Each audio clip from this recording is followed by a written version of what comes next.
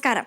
കേരളത്തിലെ എല്ലാ പഞ്ചായത്തുകളിലൂടെയും പ്രസിഡന്റുമാർ അവരുടെ ഭരണകാലയളവിൽ നടപ്പിലാക്കിയ വികസന പ്രവർത്തനങ്ങൾ പങ്കുവയ്ക്കുകയാണ് കേരള വിഷൻ ന്യൂസിന്റെ എന്റെ പഞ്ചായത്തിലൂടെ. ഇന്ന് നമ്മളോടൊപ്പം ചേരുന്നത് എറണാകുളം ജില്ലയിലെ കോട്ടുവള്ളി പഞ്ചായത്ത് പ്രസിഡന്റ് KS ഷാജി, പാലക്കാട് ജില്ലയിലെ തൃത്താല പഞ്ചായത്ത് പ്രസിഡന്റ് PK ജയ എന്നിവരാണ്. എല്ലാവർക്കും എന്റെ പഞ്ചായത്തിലേക്ക് സ്വാഗതം.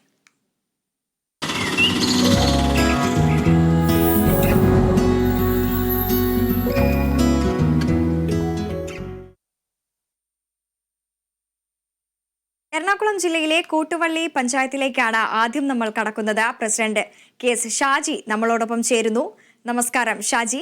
പഞ്ചായത്തിന്റെ പ്രവർത്തനങ്ങളിൽ ഏറ്റവും കൂടുതൽ ഊന്നൽ നൽകുന്ന പ്രവർത്തനങ്ങളെല്ലാം തന്നെയാണ് കൃഷിക്കും അതോടൊപ്പം തന്നെ മാലിന്യ സംസ്കരണ രംഗത്തുമെല്ലാം തന്നെ.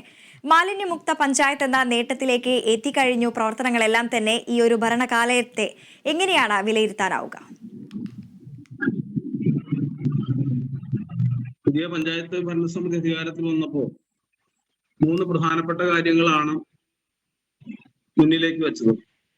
ഒന്ന് മാലിന്യമുക്തം, മറ്റൊന്ന് തരിശുരഹിതം, മറ്റൊന്ന് അഴിമതി മുക്തം. ഈ 3 കാര്യങ്ങളിലും പഞ്ചായത്തിന് വളരെയേറെ മുന്നേറാൻ സാധിച്ചിട്ടുണ്ട്. പ്രധാനമായിട്ടും മാലിന്യ മുക്ത കേരളത്തിന് വേണ്ടിയുള്ള ശ്രമത്തിൽ കോട്ടുവള്ളി പഞ്ചായത്തിന് നല്ല പിന്തുണ നൽകാൻ കഴിഞ്ഞിട്ടുണ്ട്. ഈ ഭരണസമിതി അധികാരത്തിൽ വരുമ്പോൾ മാലിന്യമുക്ത പ്രവർത്തനങ്ങൾ വളരെ പേര് മാത്രമാണ് 22 വാർഡുകളുള്ള വലിയ ഈ പഞ്ചായത്തിൽ നടത്തിപ്പോന്നിരുന്നത്. എന്നാൽ ഭരണസമിതി വന്നു, എല്ലാ വാർഡുകളിലും ഇടപെട്ടു, മിനി MCFകൾ സ്ഥാപിച്ചു, ഹരിതകർമ്മസേനയെ എല്ലാ വാർഡുകളിലും വിന്യസിപ്പിച്ചു, മാലിന്യ ശേഖരണം നടത്തി. അങ്ങനെ പടിപടിയായി മുന്നേറി ഇന്നിപ്പോ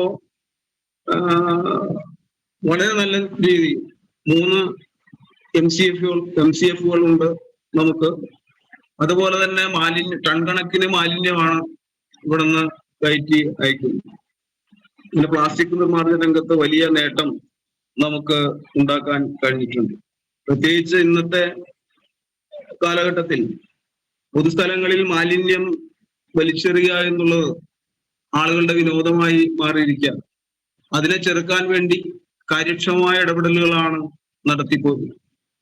ഇതുവരെ 6.5 ലക്ഷം രൂപയോളം നിയമം ലംഘിക്കപ്പെടുന്ന ആളുകൾക്ക് പിഴ ഈടാക്കുകയും അതുപോലെ തന്നെ മറ്റ് ബോധവൽക്കരണ പരിപാടികളും ഒക്കെ നമുക്ക് സംഘടിപ്പിക്കാൻ കഴിഞ്ഞിട്ടുണ്ട്.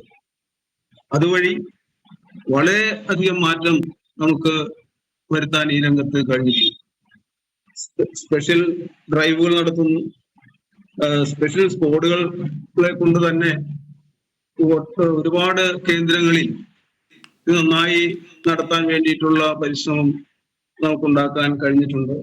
2025 ഈ മാസം മാർച്ച് 25-ാം തീയതിയോടുകൂടി പഞ്ചായത്തിനെ മാലിന്യമുക്ത പഞ്ചായത്താക്കി മാറ്റാനുള്ള വലിയ ശ്രമത്തിലാണ് നമ്മൾ ഏർപ്പെട്ടുകൊണ്ടിരിക്കുന്നത്. തീർച്ചയായും ഈ അഭിമാനകരമായിട്ടുള്ള ഒരു നിമിഷം തന്നെയായിരിക്കും അത്. ഒപ്പം തന്നെ നമ്മൾ ദൃശ്യങ്ങളിലെല്ലാം കാണുന്നുണ്ട് ഈ ഹരിത കർമ്മസേനാംഗങ്ങളുടെ പ്രവർത്തനങ്ങളെല്ലാം തന്നെ. അത്തരത്തിൽ ഈ 100% ഈ യൂസർ ഫീ വാങ്ങുന്നതിൽ 100% വിജയം കൈവരിച്ചു എന്നുള്ളതിലേക്കും എത്താൻ സാധിച്ചു അല്ലേ? തീർച്ചയായും 100% യൂസർ ഫീ. ഓരോ വർഷവും ഓരോ മാസവും ഹരിതകർമ്മസേനയുടെ മീറ്റിംഗ് വിളിക്കും, അവലോകനം നടത്തും. പ്രോഗ്രസീവ് ആയിട്ടുള്ള നിലയാണ് ഇതുവരെ അവലംബിച്ചിട്ടുള്ളത്. ഒരു മാസം 6 ലക്ഷത്തിലധികം രൂപ, 7 ലക്ഷത്തില് അടുക്കെ രൂപ നമുക്ക് യൂസർ ഫീ ആയി കളക്ട് ചെയ്യാൻ കഴിഞ്ഞിട്ടുണ്ട്. അത് വളരെ കാര്യക്ഷമമായി. അതുമാത്രമല്ല, ഹരിതകർമ്മസേന അംഗങ്ങൾക്ക് അവരുടെ ജീവിത നിലവാരം മെച്ചപ്പെടുത്താൻ വേണ്ടിയിട്ടുള്ള ഒരു കാര്യക്ഷമമായ തൊഴിൽ കൂടിയാക്കി അതിനെ മാറ്റാൻ കഴിഞ്ഞു എന്നുള്ളതും വളരെ പ്രധാനപ്പെട്ട കാര്യമാണ്. മറ്റൊന്ന് കൃഷിയാണ്. തരിശുരഹിത പഞ്ചായത്തായി കോട്ടുവള്ളി പഞ്ചായത്തിനെ മാറ്റിയെടുക്കണമെന്നായിരുന്നു ഭരണസമിതി ആലോചിച്ചത്. അതുപ്രകാരം കാർഷിക രംഗത്ത് നന്നായി ഇടപെടുകയും നമ്മുടെ പഞ്ചായത്തിൽ ഏറ്റവും നന്നായി നടന്നിരുന്ന ഒരു കൃഷിയാണ് പൊക്കാളി. അത് എല്ലാ ജില്ലകളിലും, ആലപ്പുഴയും എറണാകുളം, തൃശ്ശൂർ ജില്ലകളിൽ മാത്രം ഒതുങ്ങി നിൽക്കുന്ന ഒരു കൃഷിയാണ് പൊക്കാളി കൃഷി. ആ പൊക്കാളി കൃഷിയാണ് ഒരു കാലഘട്ടത്തിൽ ഇവിടുത്തെ സാധാരണ മനുഷ്യന്റെ ജീവനോപാധിയായി മാറിയിരുന്നത്. അതിനെ കാര്യക്ഷമമാക്കാൻ വേണ്ടിയിട്ടുള്ള പ്രവർത്തനങ്ങൾ നടന്നു വരികയാണ്. ഒരുപാട് പ്രതിസന്ധികൾ അഭിമുഖീകരിക്കുന്നുണ്ടെങ്കിലും ആ പ്രതിസന്ധി അതിജീവിച്ച് മുന്നോട്ട് പോകാനുള്ള വലിയ ശ്രമത്തിലാണ് പഞ്ചായത്ത്. അതുപോലെ തന്നെ ജൈവ കാർഷിക മേഖലയിൽ നന്നായി ഇടപെട്ട് 2022-23 കാലഘട്ടത്തിൽ ഏറ്റവും നല്ല ജൈവ കാർഷിക പഞ്ചായത്തായി, നമ്മുടെ ജില്ലയിലെ ഏറ്റവും നല്ല കാർഷിക പഞ്ചായത്തായി ഈ പഞ്ചായത്തിനെ മാറ്റിയെടുക്കാൻ നമുക്ക് കഴിഞ്ഞു. അതിനുള്ള അംഗീകാരം നേടുകയുണ്ടായി. പിന്നെ കഴിഞ്ഞ വർഷം ഏറെ പരീക്ഷിച്ച ഒരു പദ്ധതിയായിരുന്നു മില്ലറ്റ് കൃഷി. മില്ലറ്റ് കൃഷി കേരളത്തിന് തന്നെ ഒരു മാതൃക ഉണ്ടാക്കിയ ഒരു കൃഷി രീതിയാണ്. ആ ആളുകളുടെ ജീവിതശൈലി രോഗങ്ങൾ വർദ്ധിച്ചു വരുന്ന ഒരു കാലഘട്ടത്തിൽ മില്ലറ്റിന് വളരെ പ്രാധാന്യമുണ്ടെന്ന് പഞ്ചായത്ത് കണ്ടെത്തുകയും കൃഷിഭവനിലൂടെ വളരെ കാര്യക്ഷമമായി നടപ്പാക്കുകയും മറ്റുള്ള പഞ്ചായത്തുകൾക്ക് മാതൃകയാകുന്ന വിധത്തിൽ നന്നായി നമുക്ക് നടപ്പാക്കാൻ കഴിഞ്ഞു.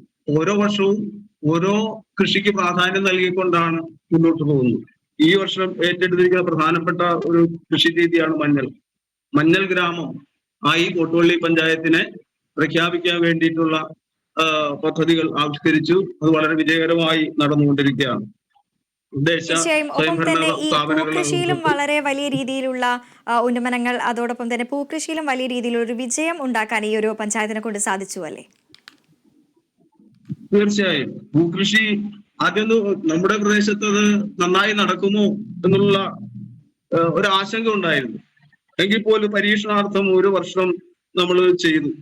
പൂക്കൃഷി നടത്തി കഴിഞ്ഞപ്പോ അത് വിജയിക്കാൻ സാധ്യതയുള്ള ഒരു കൃഷിയാണെന്ന് മനസ്സിലാക്കിക്കൊണ്ട് കർഷകരുടെ രോഗം പിടിച്ച് താല്പര്യമുള്ള ആളുകളെല്ലാം പൂക്കൃഷിയുമായി ബന്ധപ്പെടുത്തിക്കൊണ്ട് വാണിജ്യാടിസ്ഥാനത്തിൽ നടപ്പാക്കാൻ വേണ്ടി ശ്രമിച്ചു. അതിന്റെ ഫലമായി നമുക്ക് ആ പൂക്കൃഷി വിജയിപ്പിക്കാൻ കഴിഞ്ഞു. വ്യത്യസ്ത സ്ഥലങ്ങളിൽ സ്റ്റാളുകൾ ഉണ്ടാക്കി. അത് സീസണിലാണല്ലോ, ഓണക്കാലത്താണ് സാധാരണയായി പൂക്കൃഷി വിപുലമായി നടക്കാറുള്ളത്. അത് നമുക്ക് വ്യത്യസ്ത സ്ഥലങ്ങളിൽ സ്റ്റാളുകൾ ഏർപ്പെടുത്തി എല്ലാം അത് വിറ്റഴിച്ചു. അങ്ങനെ ഒരു പുതിയ തുടക്കം സൃഷ്ടിക്കാൻ കഴിഞ്ഞു. അതുകൊണ്ട് ഒരു നേട്ടം ഉണ്ടായത്, സാധാരണ ഭൂമിയിൽ നമുക്ക് തമിഴ്നാട്ടിൽ വരുന്ന പൂക്കളെയാണ് ഈ കാലഘട്ടത്തിൽ ആശ്രയിക്കേണ്ടി വന്നിരുന്നത്.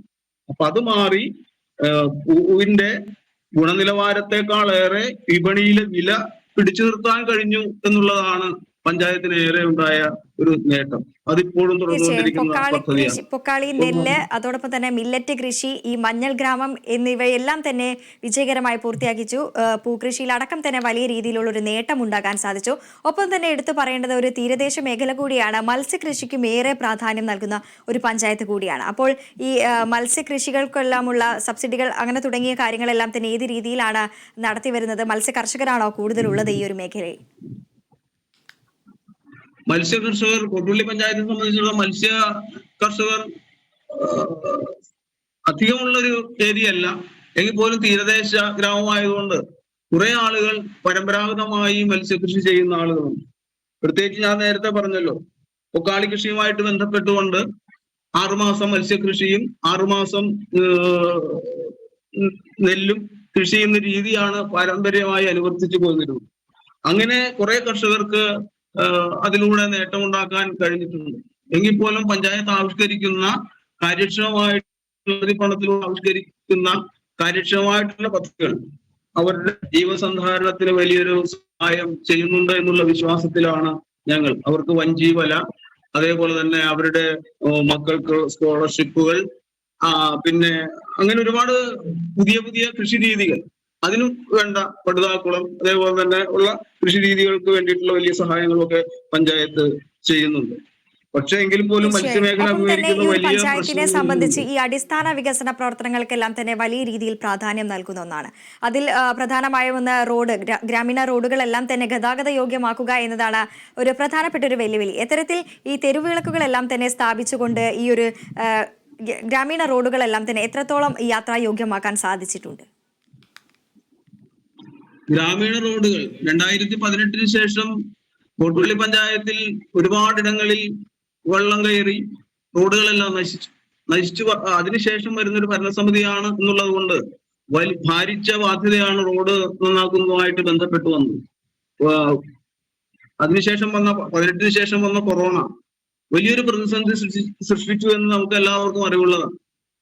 ഇപ്പോ 2-3 വർഷക്കാലമായി പഞ്ചായത്ത് റോഡുകളുടെ കാര്യത്തിൽ നന്നായി ഇടപെടുകയും ഒട്ടനവധി റോഡുകൾ ബ്ലോക്ക് പഞ്ചായത്തിന്റെയും അതേപോലെ ജില്ലാ പഞ്ചായത്തിന്റെയും MLA ഒക്കെ സഹായത്താൽ നമുക്ക് കുറെ ഒട്ടുമിക്കവാറും റോഡുകൾ ഇവിടെ പൂർത്തീകരിക്കാൻ കഴിഞ്ഞിട്ടുണ്ട്. ഈ വർഷവും നടക്കുക 156 പ്രോജക്റ്റുകൾ പശ്ചാത്തല മേഖലയിൽ ഈ വർഷം നടക്കുന്നുണ്ട്. അതുകൊണ്ട് റോഡ് ഇപ്പോ വളരെ നന്നായി ഈ പ്രദേശത്തെല്ലാം വളരെ മനോഹരമായിട്ട് റോഡുകൾ നമുക്ക് നിർമ്മിക്കാൻ ആയിട്ട് കഴിഞ്ഞിട്ടുണ്ട്.